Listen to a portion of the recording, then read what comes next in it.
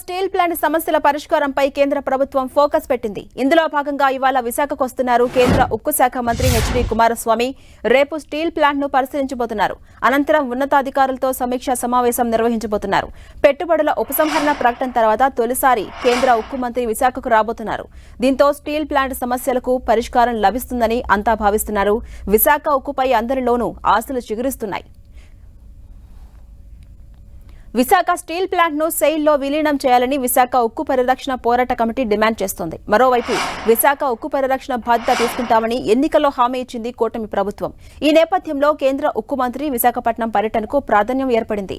కేంద్ర మంత్రి కుమారస్వామి పర్యటన తర్వాత విశాఖ ఉక్కు ఆర్థిక నష్టాలు, గనులు, ముడి ఖనిజాల కొరత పరిష్కారం దిశగా కేంద్రం చర్యలు తీసుకునే అవకాశం ఉందంటున్నారు.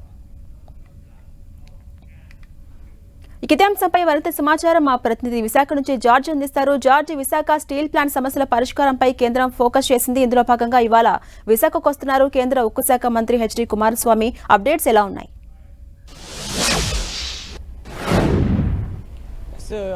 ఈరోజు కుమారస్వామి సాయంత్రం 6 గంటల నుంచి 7 గంటల మధ్యలో విశాఖ స్టీల్ ప్లాంట్ గెస్ట్ హౌస్కి రానున్నారు. ఆ రోజు బస చేసిన తర్వాత రేపు స్టీల్ ప్లాంట్ సందర్శనతో పాటు అధికారులతో కూడా సమీక్ష అనేది నిర్వహించనున్నారు.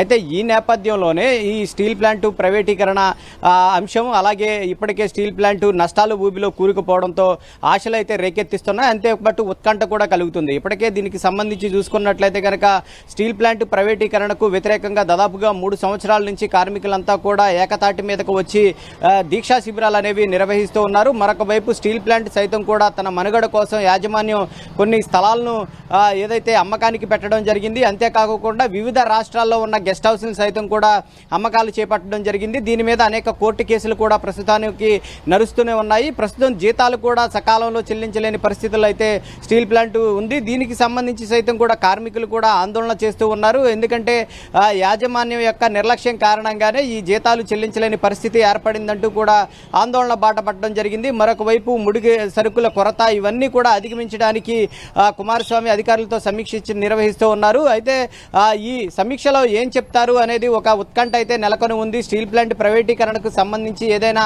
అంశాన్ని ప్రకటిస్తారా, లేకపోతే ఇప్పటికే స్టీల్ ప్లాంట్ కార్మికులు కోరుతున్నట్లు దీన్ని సెయిల్లో విలీనం చేస్తారా, లేకపోతే దానికి సంబంధించి ఏవైనా ప్రత్యేక ప్యాకేజీ లాంటిది ఏమైనా స్టీల్ ప్లాంట్కి అనేది కేటాయించడం జరుగుతుందా, లేకపోతే గనులు కానీ ఇతర ముడి సరుకులు కొరత ఏదైతే ఉందో అట్లన్నింటినీ కూడా తీర్చే విధంగా ఏవైనా ప్రకటన చేసే అవకాశం ఉందా అనేది అయితే ఒక ఉత్కంఠను అయితే రేకెత్తిస్తూ ఉంది. ఇప్పటికే చూసుకున్నట్లయితే కనుక ఈ స్టీల్ ప్లాంట్ ప్రైవేటు వ్యవహారం, ఆస్తుల అమ్మకాలు అనేవి కూడా స్టీల్ ప్లాంట్లో అగ్గి రాజేస్తున్న సమయంలో ఇప్పుడు స్టీల్ ప్లాంట్కి సంబంధించి కేంద్ర మంత్రి పర్యటన చేయడం అనేది ఒక ఉత్కంఠ నెలకొని ఉంది. మరొక వైపు చూసుకున్నట్లయితే కనుక కూటమి ప్రభుత్వం సైతం కూడా ఎన్నికల్లో హామీ ఇచ్చింది. స్టీల్ ప్లాంట్ను ఎట్టి పరిస్థితుల్లో సైతం కూడా ప్రైవేటీకరణ కానివ్వము, ఖచ్చితంగా దీన్ని ప్రైవేటీకరణ కాకుండా ఆపే బాధ్యత అయితే మేము తీసుకుంటామంటూ కూడా కూటమి ప్రభుత్వం చెప్పడం జరిగింది. ఆ నేపథ్యంలోనే ఇప్పుడు చర్చలు జరగడం కూడా అంతటా కూడా ఆసక్తి రేకెత్తిస్తుంది.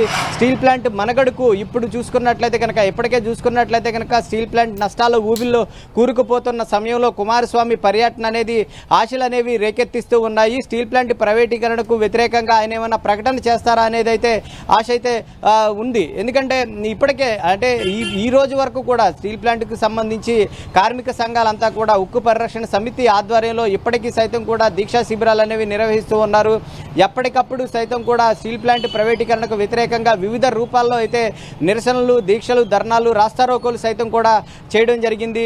ఆ నేపథ్యంలోనే ఇప్పుడు స్టీల్ ప్లాంట్కు సంబంధించి ఏదైనా స్పష్టమైన ప్రకటన చేస్తే కనుక ఆ దీక్షలు సైతం కూడా విరమించే అవకాశం కనిపిస్తూ ఉంది. అంతేకాకుండా స్టీల్ ప్లాంట్ ఏదైతే నష్టాల్లో నుంచి లాభాల్లోకి అయితే తీసుకువచ్చే అవకాశం అయితే స్పష్టంగా కనిపిస్తూ ఉంది. ఎందుకంటే ఆంధ్ర ప్రజల దీంతో ముడిపడి ఉన్న ఈ స్టీల్ ప్లాంట్ వ్యవహారానికి సంబంధించి ఇప్పుడు కీలకమైన ప్రకటన వచ్చే అవకాశం అయితే కనిపిస్తూ ఉంది. రేపు అధికారుల సమీక్ష అనంతరం కుమారస్వామి ఏమైనా ప్రకటన చేస్తారా అనేది తెలుస్తూ ఉంది. అయితే గతంలో చూసుకున్నట్లయితే కనుక గతంలో కూడా ఉక్కు సహాయ మంత్రి విశాఖలో పర్యటించినప్పుడు స్టీల్ ప్లాంట్ ను ప్రైవేటీకరణ చేయబోము, అంతే దానికి సంబంధించి ప్రత్యామ్నాయ ఏర్పాట్లు సైతం కూడా చేస్తామని ప్రకటించారు. అప్పుడు సైతం కూడా చర్చలు జరిగినాయి, అవి సఫలం కాలేదు. ఈ నేపథ్యంలో ఇప్పుడు ఆయన ఈ సమీక్ష చేయడం, అలాగే ఈ స్టీల్ ప్లాంట్ అందరినీ సందర్శించడం జరుగుతుంది. ఈ నేపథ్యంలో కార్మిక సంఘాలతో సైతం కూడా భేటీ అయ్యి ఒక ప్రకటన అయితే చేసే అవకాశం అయితే కనిపిస్తూ ఉంది. Right, thank you George.